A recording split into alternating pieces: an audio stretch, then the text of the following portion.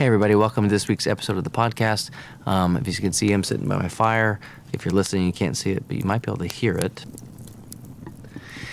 And just wanted to give a quick intro to this episode. So this week is a short one, but it's a quick overview of what is attachment theory, going over kind of a brief overview of the history of it, the founding kind of mothers, so to speak, of the theory, going over all four attachment styles briefly, along with kind of some impact it has on your relationships, why you should care, and how to heal. And then following over the next few weeks, I'm going to be releasing other episodes kind of going a little deeper into each of the four attachment styles. Also, most importantly, along with how to heal. And before we jump in, if you want to stay kind of up to date with everything going on with the podcast and the YouTube channel, everything, you're going to want to get on the free mailing list, link in the description below. If you want to go ahead and be part of the community, go to patreon.com/Integrated Man Project. Also, link in the description below. And without further ado, let's get into this week's episode. What is attachment theory? Who are the founders? What are the types? How do we heal from it? And most importantly, why should you care? Hi, my name is Travis Goodman. I'm a licensed marriage and family therapist and mind-body coach,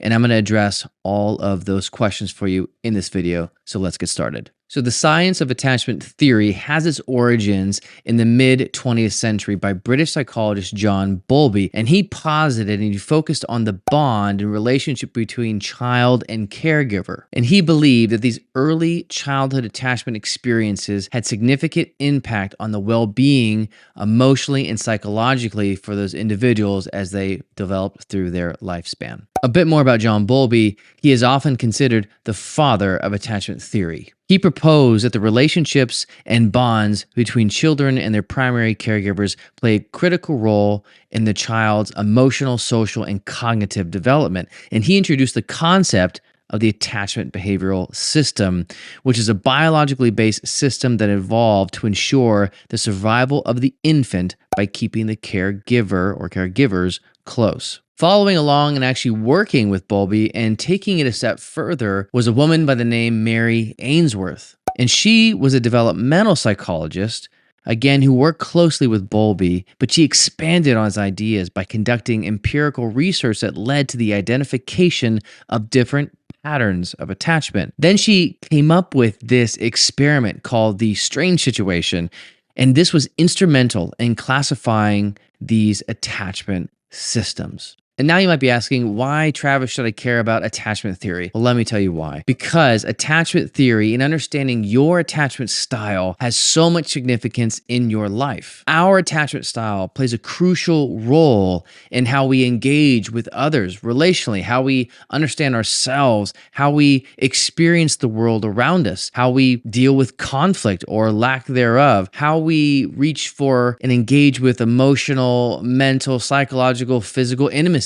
It also often has a significant impact on one's mental health and mental wellness. This also has an impact on when we become a parent and how you parent your children. Often we might replicate the similar engagement with our kids that maybe our parents gave to us. Now, sometimes we go different and realize maybe not engaging my kids' emotional needs wasn't so healthy, or maybe yelling at my kids wasn't the best thing, or maybe, just shutting my kid in the room wasn't the best either. So some people might just naturally begin to do things differently because they knew deep down at their core that something was missing. But by and large, we need to understand this because this is going to help you find a roadmap towards more holistic health with yourself, with those around you, and with your community. So what are the four attachment styles? Number one, we have secure attachment, and that primarily is characterized by a positive view of self and others. Individuals with this style are often comfortable with intimacy and independence, balancing the two in a relationship, able to hold themselves and their partner equally. Now, the next attachment style is anxious, preoccupied attachment. And those that have this attachment style tend to be overly concerned with their relationships, seeking high levels of intimacy and approval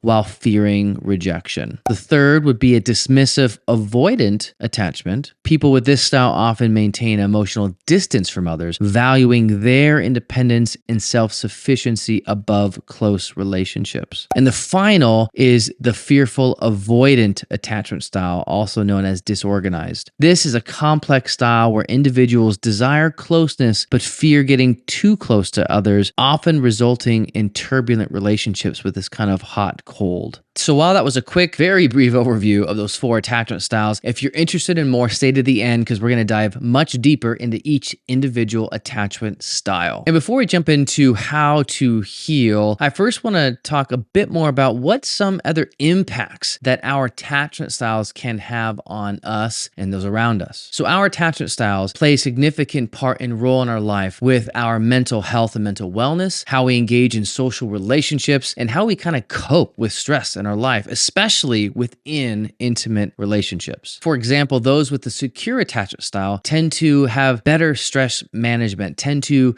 deal with interpersonal conflict more effectively, tend to recover more effectively, tend to have a better balance of themselves and others, and not get so stuck in fear-based thinking or stuck in kind of an anxious or kind of a dismissive style, but tend to really re-engage relationships quickly, tend to have a healthier view of themselves. They tend to hold, a more balanced view of their partner as well. In contrast, those with the insecure attachment styles or the disorganized type tend to struggle more often in relationships. They tend to have more difficulty navigating conflict healthily. They tend to have very skewed thinking, very kind of polarizing black or white thinking with themselves or with their partners. It can also more often likely lead to mental health concerns like anxieties or depression. And again, this is so important to understand this about yourself. It's important to have insight into why you do what you do. When there's conflict, why do you pull away or why do you tend to seek in with this person time and time and time and push and push and push, or why you just kind of throw in the towel and walk away. You want to know these things. You want to know why you cope the way you do, why you deal with conflict the way you do, because once you gain insight into your style, it gives you the opportunity to change. Now, before we jump into ways to heal, I want to hear from you. Comment below what has kind of reached out to you so far in this video. Is it one of the attachment styles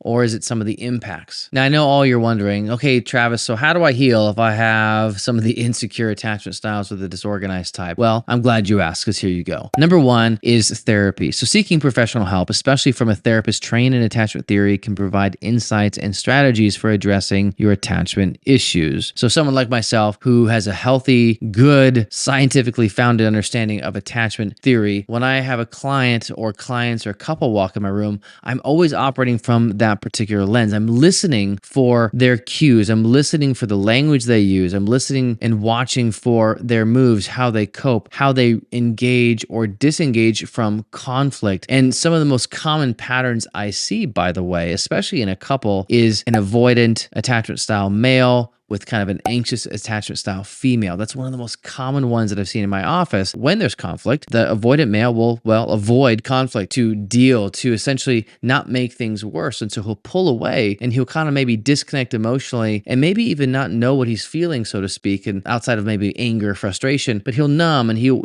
kind of, I don't want to make things worse. And what happens, that triggers in the female partner that anxiety to kind of check in and say, wait, you're leaving me. And she'll sense that kind of disconnection and desperation and kind of come in and try and seek connection. And what it can often look like is maybe criticism, attacking, because what she's trying to do is trying to have him engage with her. But the more she pushes, he pulls away farther. And then she pushes harder. And so it creates this kind of really negative tornado cycle. And what tends to happen, how it tends to end, is they're both left feeling kind of disconnected and not feeling too great about themselves. So the second way is through mindfulness and self-compassion exercises. Really, mindfulness, one of the core tenets is being able to observe and describe your thoughts, your emotions, your kind of behaviors and body sensations. And part of why that's so important is because as you begin to become aware, especially like as you're engaging in conflict in a couple, if you find yourself thinking to yourself, man, I just don't want to make things worse, I'm just going to pull away. Being mindfully aware of that thought and the feeling and the behavior helps you begin to kind of say, maybe I'm pulling away as a way and I'm avoiding this kind of conflict as a way of coping and managing and dealing with this stress. And maybe maybe I have an avoidant attachment style. Maybe I need to actually press into the relationship. And as we begin to become more aware of our emotional needs and our responses, we can then foster healthier relationships with ourselves and with those around us. Now, the third way is actually having relationships with people who have a secure attachment style. Now, why would that be helpful? So part of this is when you form a close relationship with someone who is securely attached, they can offer models of healthy attachment with you. Because if, let's say, you're an anxious type and you have a friend who's really kind of secure in who they are, as you kind of are having that kind of hypervigilance and seeking connection, trying to get reassurance, their calm presence, kind of like via osmosis, will begin to calm your nervous system. Your kind of anxious, attention-seeking behavior will begin to kind of soothe naturally. It's something called co-regulation. And as it happens, it almost begins to kind of dissipate that anxiety. It begins to kind of smooth it out, where you begin to trust this person because they're dependable, because a core component of someone who's anxiously attached is that their caregiver was not really dependable. And the fourth is educational books. And there are so many books or workshops or courses on attachment theory that can provide valuable information and tools for understanding and addressing attachment-related issues. So if you're someone who is self-motivated and likes to read, likes to gain information, in the description below, I have left you some helpful resources. Go ahead and click on those to get them. And so by addressing our own attachment issues, we have the opportunity to heal. We have the opportunity to become more integrated psychologically, physically, socially, and spiritually, as well as with our greater community. And not only that, we are setting up the next generation to be just that much healthier. So take this opportunity now to begin to understand yourself, to pass on a more healthy version for everybody else. And now for a deep dive, you're going to want to watch this next video, which is on the anxious preoccupied attachment style. So go check it out.